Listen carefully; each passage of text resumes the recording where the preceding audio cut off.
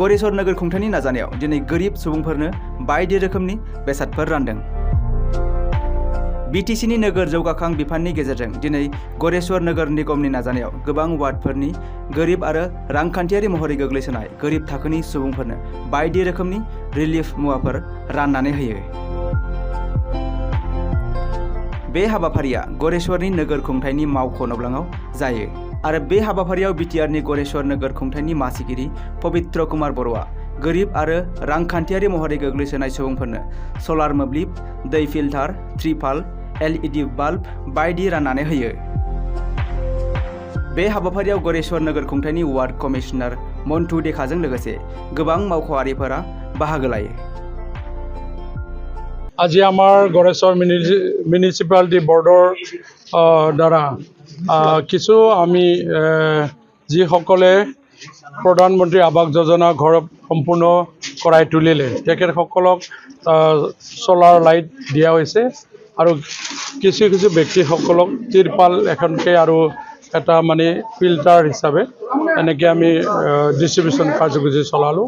এই কাৰ্যসূচীত আমাৰ উপস্থিত আছিলে সন্মানীয় ৱাৰ্ড কমিশ্যনাৰসকলে আৰু আমাৰ ইপিপিএল দলৰ সন্মানীয় সম্পাদক পবিত্ৰ বসুমতাৰী আৰু সন্মানীয় মহেশ্বৰ শইকীয়া ডাঙৰীয়া আৰু এই কাৰ্যসূচীখন সঞ্চালন কৰিছে সন্মানীয় আমাৰ জ্যেষ্ঠ নেতা অৰুণোদয় ডাঙৰীয়া।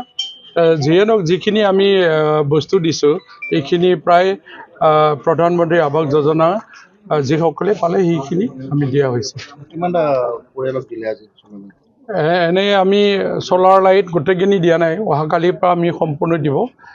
ইয়াত মানে 165টা মানে সোলাৰ লাইট আমি দিয়া হ'ব আৰু বাকীখিনি আমাৰ তিৰপাল আছে সেইখিনিও দিম। সেইখিনি বস্তুখিনি আমি দিয়া হৈছে। বেলেগ এটা কথা বিটিআৰৰ আণ্ডাৰত যিবিলাক মানে বজাৰ আছে এলটমেণ্টৰ ক্ষেত্ৰত দেৰি মানে এই যে মানে আমাৰ এই যে হ'ল বিটিআৰৰ যিখিনি মানে বজাৰ সেইখিনি এলটমেণ্টৰ কাৰণে কিছুদিন মানে লগা বুলি কোৱাটো সেইটো কিবা নহয়। প্ৰেক্টিকেলি যিখিনি আমাৰ মাইনুটছ বিদ্যুৎসকলে দিব লাগে, বিদ্যুৎসকলে সময়মতে তেখেতসকলে অলপ দেৰি কৰাৰ কাৰণে অসুবিধা আছিলে, এইটো কাৰণে অলপ দেৰি হৈছিল। এইটো আমি এতিয়া ওলাই গৈছে গোটেই অৰ্ডাৰ, গোটেইখিনি এপ্ৰুভটো মই যিখিনি কৰিব লাগে সেইখিনি গোটেই কৰি দিয়া হ'ল। এই দুদিন ব্লগে ব্লগে হয়তো গৈ পালে, সেইখিনি কথা বেলেগ ইয়াত একো নাই।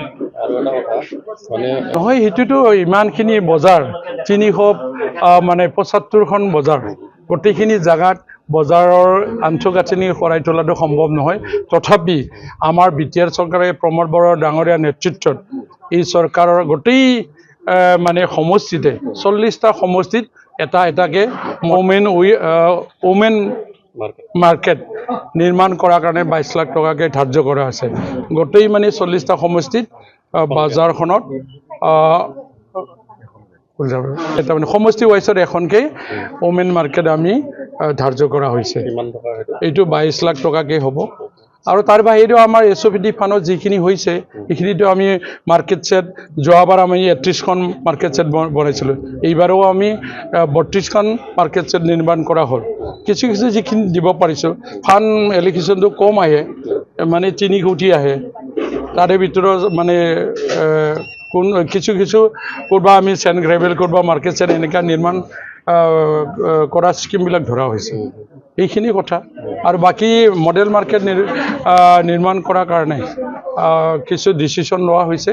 ফাণ্ড অনাৰ কাৰণে চি মহোদয়ৰ লগতো আমি কথা পাতিছোঁ, নিশ্চয় পৰ্যায়ক্ৰমে আমি আগুৱাই লৈ যাম। যিহেতু মোৰ মাত্ৰ ছেটেলমেণ্টৰহে কথা, ডিপাৰ্টমেণ্টটোতো আমাৰ চি মহোদয়ৰ হাততে আছে আৰু তথাপি যিহেতু মোকে চাব দিছে ছাৰে, এইখিনি কামখিনি আমি সহায় আৰু সহযোগিতা কৰি আছোঁ পৰাপক্ষত।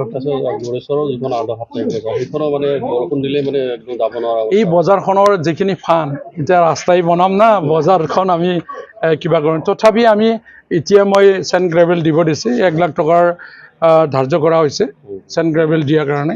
কিছু ইয়াত বোকা খচিব লগা হৈছে আৰু কি মানে চেণ্ট্ৰেলি কিবা যদি ভাল ফাণ্ড আহে মানে 15 ফাইনেন্স বা 6 ফাইনেন্স, তেতিয়া আমি অলপ ঘৰবিলাক সজোৱাৰ কাৰণে মাৰ্কেট ছেটবিলাক সজোৱাৰ কাৰণে চিন্তা চৰ্চা লোৱা হৈছে।